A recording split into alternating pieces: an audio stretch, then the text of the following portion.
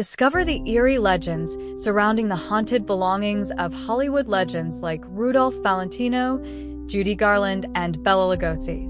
These objects, ranging from rings and mirrors to dresses, have morphed into symbols of misfortune and restless spirits following tragic events.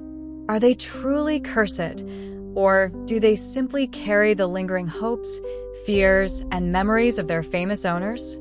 Embark on a journey into the mysterious cursed items linked to the stars of Hollywood's golden age. Rudolph Valentino, the quintessential Latin lover of the 1920s silent film era, enchanted audiences with his intense gaze and magnetic screen presence. Off-camera, his life was filled with drama as well. Among his most treasured possessions was a silver ring, intricately engraved with a Celtic cross. When Bela Lugosi donned the velvet cape for the 1931 film Dracula, he not only immortalized the vampire's image in horror cinema, but also unwittingly tied the garment to his own personal struggles. While on screen, the cape enhanced his charismatic portrayal of among Hollywood's darkest unsolved mysteries. The Black Dahlia murder remains one of the most notorious, and Dr. George Hoddle's name is often entwined with its eerie legacy. Known as a skilled yet controversial surgeon, Hoddle's life has been shadowed by suspicion, adding a sinister mystique to the clutter of memorabilia linked to him. Judy Garland's ruby slippers, the cursed pair. Judy Garland's portrayal of Dorothy in The Wizard of Oz has become a timeless symbol of hope, wonder, and the longing for home, with her sparkling ruby slippers standing at the heart of this iconic legacy.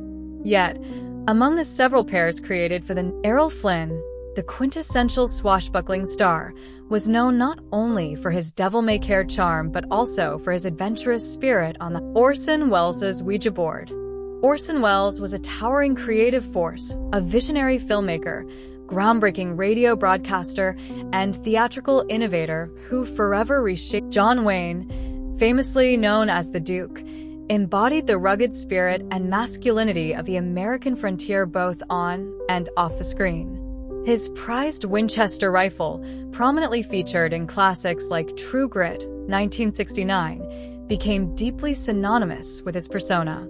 After Wayne's death in 1979, the rifle, Frank Sinatra, famously known as the chairman of the board, was celebrated not only. Lon Chaney Sr., famously known as the Man of 1,000 Faces, delivered one of his most haunting performances as the tormented Phantom in the 1925 silent classic, Marilyn Monroe's performance of Happy Birthday, Mr. President at Madison Square Garden in 1962 remains one of pop culture's most unforgettable moments. Draped in a skin-tight gown adorned with thousands of rhinestones, Monroe's breathy tribute to President John F. Kennedy was equally mesmerizing and controversial. Yet beyond its dazzling appearance, the dress has garnered a reputation. Vincent Price's Occult Library. Vincent Price, the suave and sophisticated master of horror, was renowned not only for his captivating performances, but also for his deep passion for art, literature, and the mysterious world of the occult. Among his treasured possessions was a private library filled with rare esoteric and occult texts, ranging from 17th-century grimoires to modern treatises on ceremonial magic. This collection reflected Price's lifelong fascination with hidden knowledge and the arcane. Whispers and rumors soon began to circulate that Price may have gone beyond. Hedy Lamarr, renowned not only for her stunning beauty, but also for her brilliant mind. Boris Karloff's Frankenstein boots. Boris Karloff's chilling portrayal of the Frankenstein monster in the 1931 Universal classic remains a landmark in horror cinema. A crucial element of that unforgettable image was the massive Joan Crawford, known for her fierce ambition and relentless determination, married Pepsi executive Alfred Steele in 1955. Soon after, she installed a vintage Pepsi Cola vending machine in her home, symbolizing her support for her husband's business empire. Even after Steele's death, Crawford kept the machine as a reminder of her ties to the corporate world and her unyielding drive. However, Those who visited her mansion and the staff reported peculiar occurrences involving the vending machine. It would sometimes dispense warm soda in the dead of night. Alfred Hitchcock famously boasted that the shower scene in Psycho would make audiences think twice before stepping into the bathtub.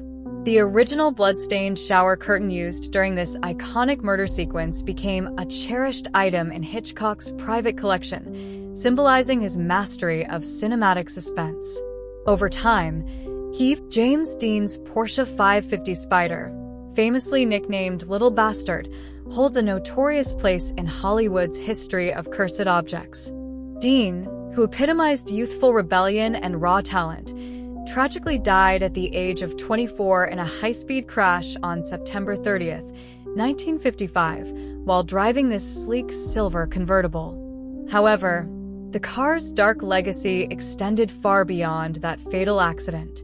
After the crash, George Barris, an auto customizer, acquired the wreckage, only to witness a series of misfortunes tied to the car's parts. Those who received components from the Porsche often suffered devastating fates.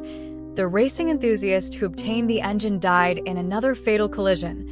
A person who got the transmission endured severe injuries. Carole Lombard, known for her radiant charm and comedic brilliance, tragic. Natalie Wood's final film, Brainstorm, 1983, remains shadowed by the tragedy that marked her untimely passing in 1981. Among the belongings left from the production was a striking turquoise sequined gown she wore during the early stages of filming.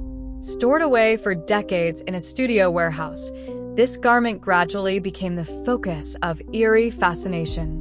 Wardrobe staff reported Rock Hudson, a matinee idol renowned for his roles in films like Giant and Pillow Talk, kept much of his private life carefully shielded from the public. Among his most treasured possessions was a gold Rolex Datejust, a gift from his lover, Mark Christian. After Hudson's death in 1985 due to complications from AIDS, Christian filed a widely publicized lawsuit alleging Elizabeth Taylor's La Peregrina pearl stands as one of the most legendary pieces in Hollywood's storied jewelry collections. This exquisite pearl, originally discovered in the 16th century by an enslaved diver off the coast of Panama, carries with it a centuries-old aura steeped in mystery and misfortune. These cursed Hollywood relics transcend simple memorabilia. They encapsulate the complex legacies of their legendary owners. Intertwining stories of fame, tragedy, and the supernatural, these objects weave a compelling narrative that enriches the mystique of Hollywood's golden age, reminding us that if you found this intriguing exploration of Hollywood's cursed treasures fascinating, be sure to subscribe, like, and share your thoughts in the comments below. Don't forget to pass along this haunting journey through the golden age of cinema to friends who appreciate the eerie tales behind the stars.